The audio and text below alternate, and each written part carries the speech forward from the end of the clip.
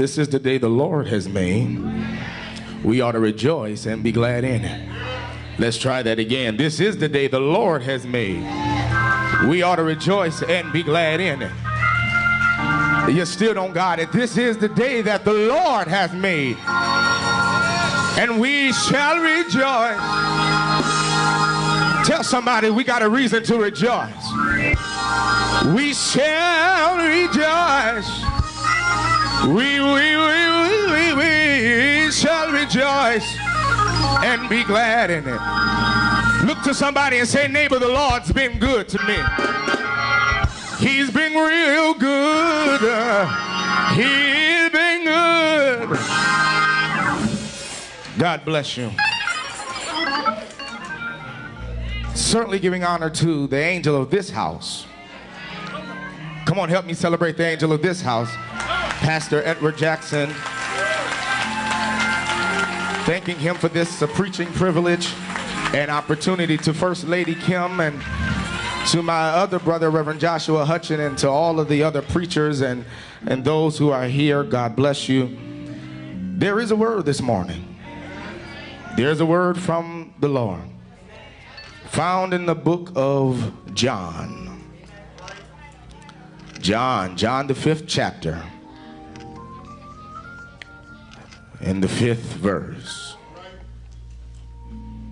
Again, that is John, the 5th chapter, and the 5th verse. And when you have it, say amen. And it says, and a certain man was there which had an infirmity 38 years. When Jesus saw him lie and knew that he had been now a long time in this case, he said unto him, will thou be made whole? I just want to preach from this thought this morning. God kept me this far.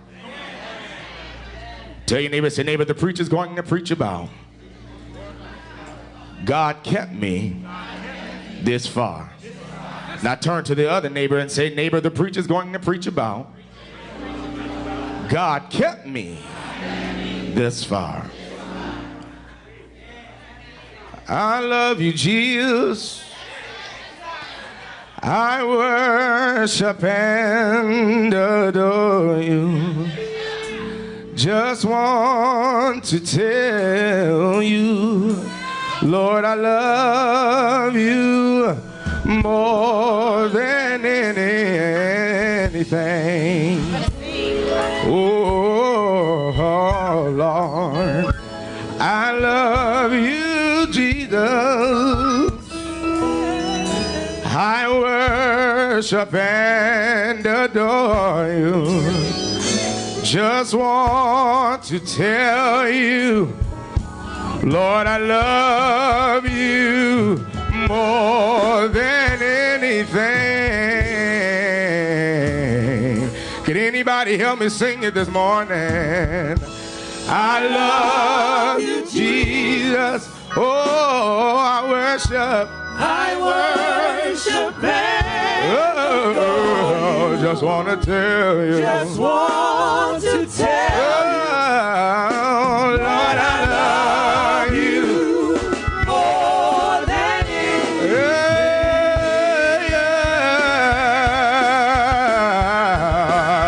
Because Jesus went to Calvary to save a wretch like you and me. That's love. Does anybody know that's love? That's love. Oh, say Jesus went to Calvary to save a wretch like you and me. That's love. That's love. That's love.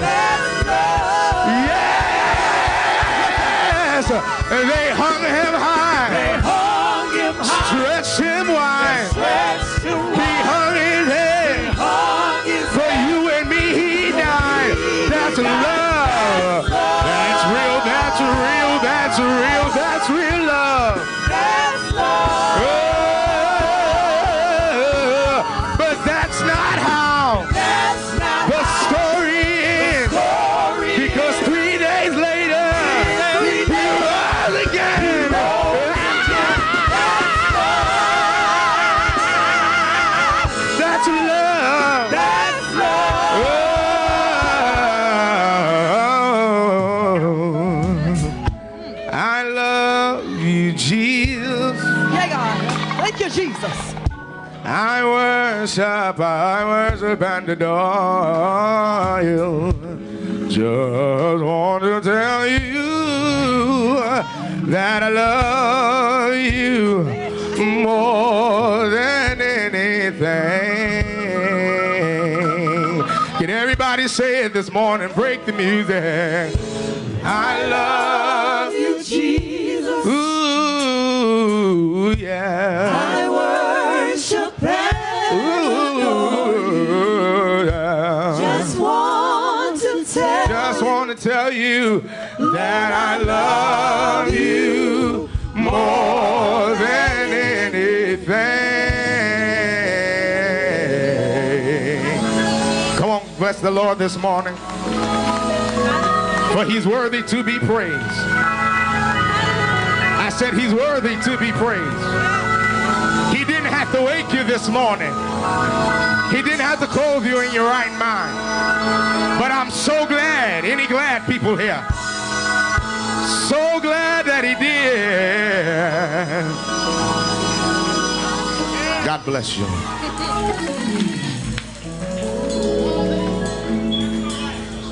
God kept me. Yes, Lord. Thus far. Before I move on, I just want to tell a couple people thank you.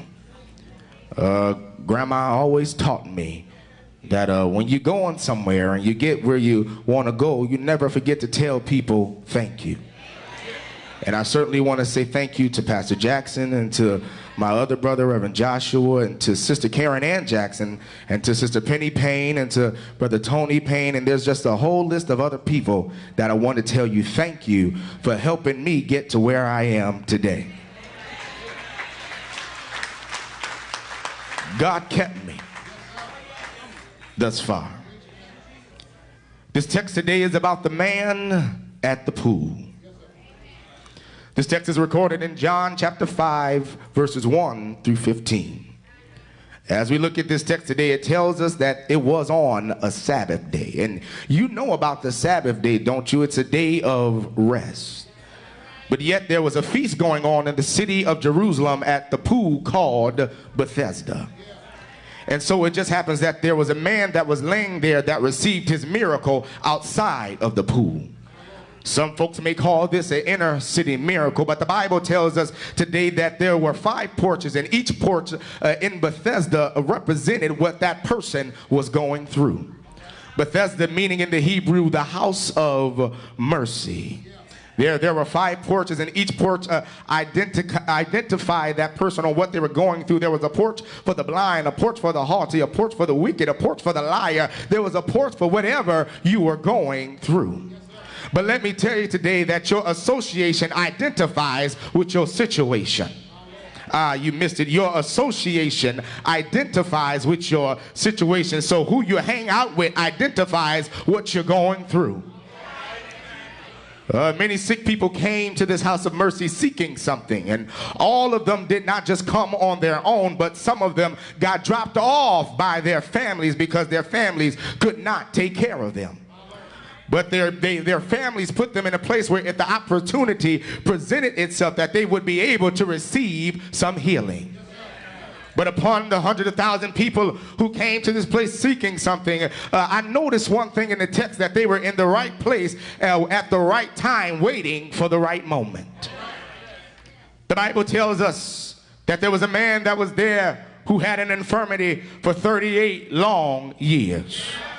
For 38 long years, this man sat next to the pool but never got in.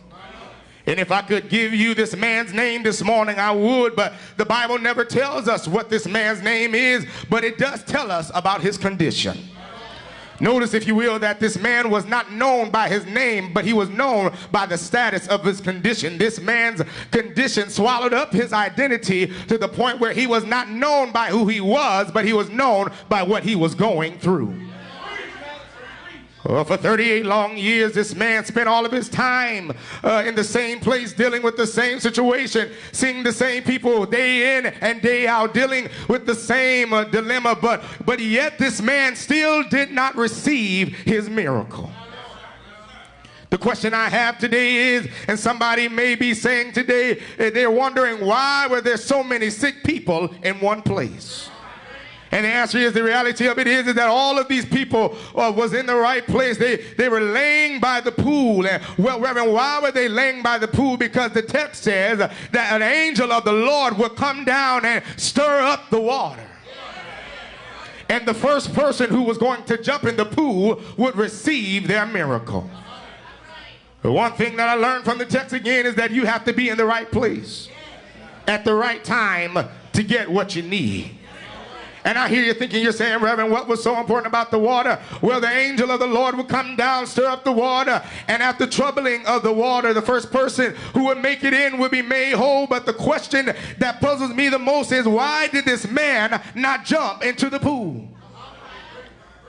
But watch here, Jesus enters into this place where many sick people were waiting to receive their healing. They were waiting to get their joy back. They were waiting to get delivered. They were waiting to get healed. And Jesus came in and came to one man.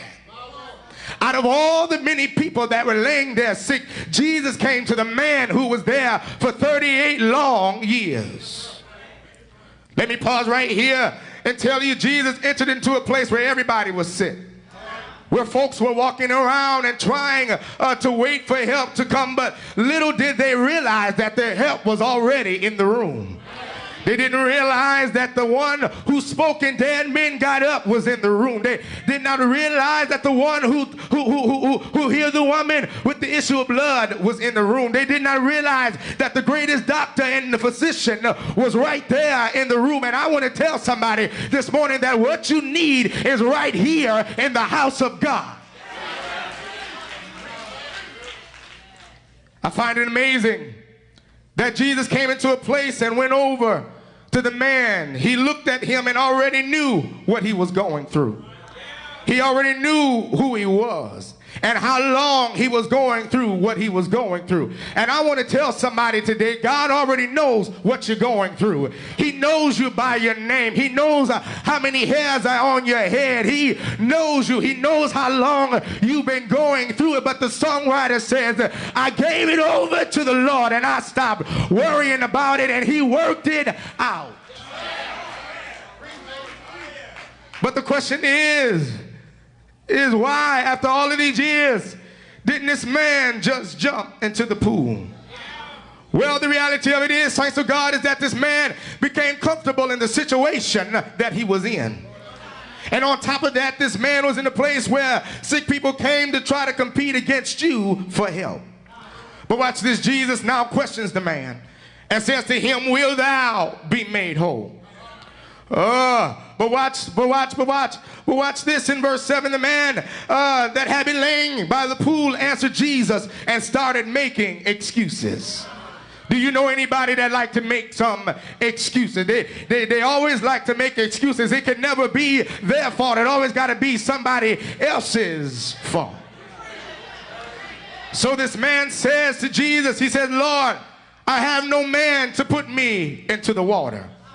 When the water starts being troubled, but while I'm coming, another one jumps in before me. And one thing that I notice about this man is that every time he puts the effort to get into the pool, he always gets set back. Because somebody else always jumps in before him. And you know how it feels to get set back. Have you ever been set back before in life? You had one thing on your mind, you was determined to do it, and then all of a sudden the plans change. But if I could have a little conversation with this man at the pool, I would tell him, and I'm ready, brother musician, I would tell him that every little step counts. Because Psalms 37 and 23 says that the steps of a good man are ordered by the Lord. Yeah. But one thing that I noticed about this man is that he's seen what he wanted, but he could not get what he wanted.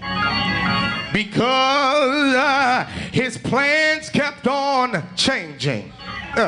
But the master said unto him, do thou want to be made whole? And this man had to come to grips to himself, and he had to make the decision on whether he wanted to be made whole or whether he wanted to be held down by his situation. Have I got a witness? Jesus offered this man healing, and for I hear the writer saying in Revelations 3:20, behold, I stand at the door and I knock, and if any man hear my voice and open up the door, I'll come in and sup with him. And Jesus is here this morning at Friendship, waiting on you to make a decision whether you're going to make a change in your life or whether you're going to stay held down by the situation that you're going through. And I'm talking to somebody this morning who your back has been against the wall. You felt like throwing in the towel. You thought that it was all over. You was wrestling with your situation. It's been weighing you down, but you found out that when you put your hand in the master's hand, everything, tell somebody everything, everything. I feel like hollering this morning. Everything is gonna be all right. And I'm done this morning, but I want to tell somebody that the man took Jesus by the hand, and the man was made whole. But can I tell you this morning, I told you about the man at the pool. I told you who the man came encounter with. But can you give me a few seconds to introduce you to my Jesus? You know Jesus, don't you? The one that was born in poverty, but wise men brought riches to the loneliness of his cradle. You know about Jesus, don't you? The one that was born a helpless baby, but still spoke spinning worlds into existence. You know about Jesus, don't you? The one that cradled in somebody else's crib, sailed in somebody else's boat, ate somebody else's food, rode somebody else's animal, and was buried in somebody else's grave. But still all the riches and glory still belong to him. You know about Jesus, don't you? The one that healed all manner of sin-sick diseases, but didn't charge a dime for his services. You know about Jesus, don't you? The one that never wrote a book, but libraries can't contain the books written in his name. Y'all know about Jesus, don't you? The one Herod tried to kill. Sin couldn't stand. The raging sea couldn't withstand.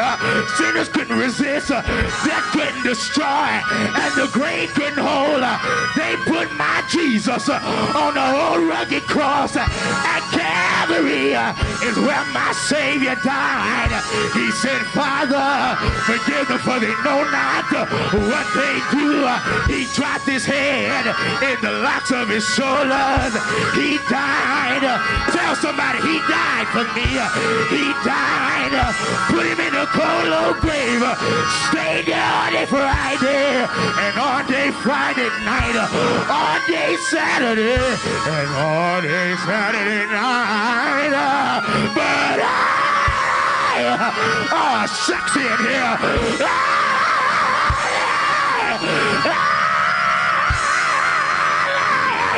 Sunday morning, he got up.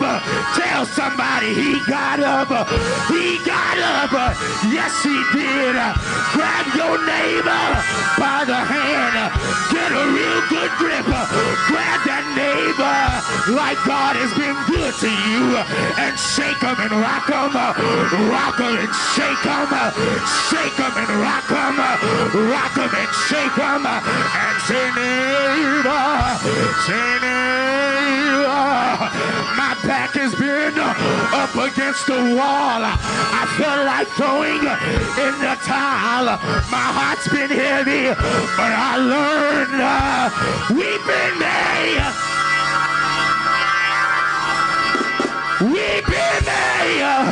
endure for a night, but joy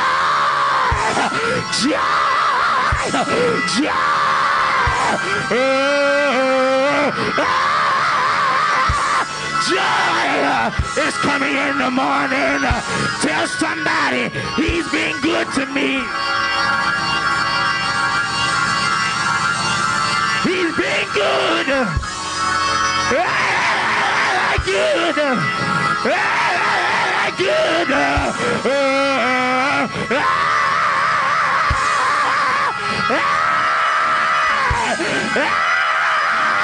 He's been good.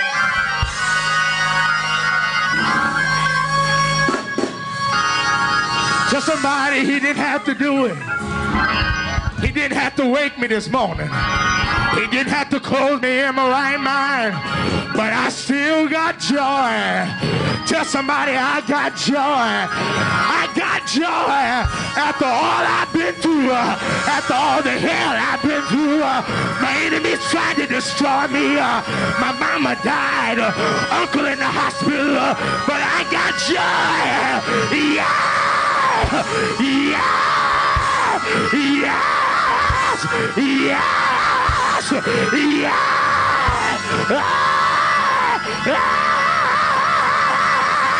I got you.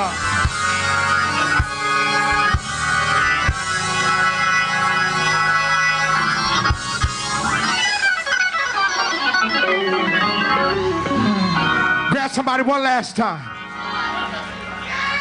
and say, neighbor, neighbor, neighbor.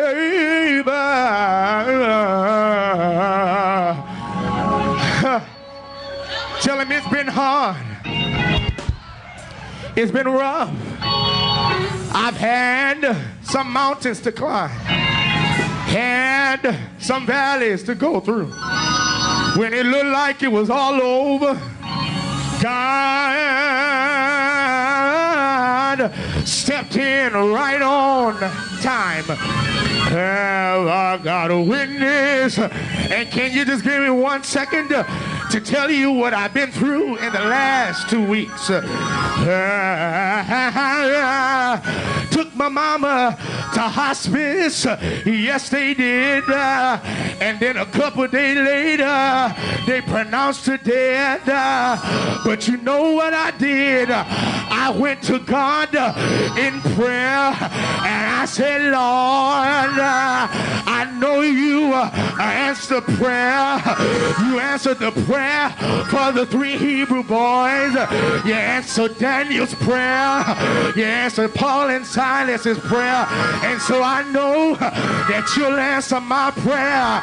And my prayer was, God, give me strength to carry on. It gets hard sometimes, but I'm still here. It gets rough sometimes, but I'm still here. Grab your neighbor by the hand and tell a neighbor, hold on just a little while longer. Hold on, hold on, hold on, just a little while longer, because everything, I said everything,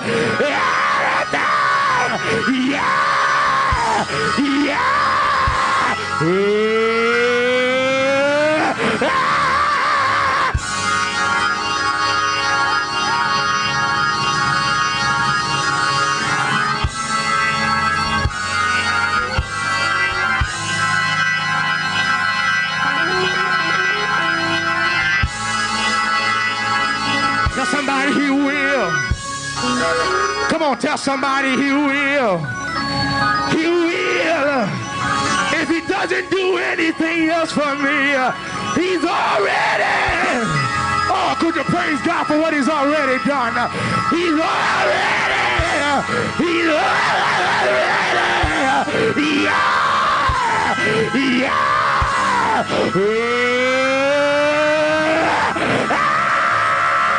fire!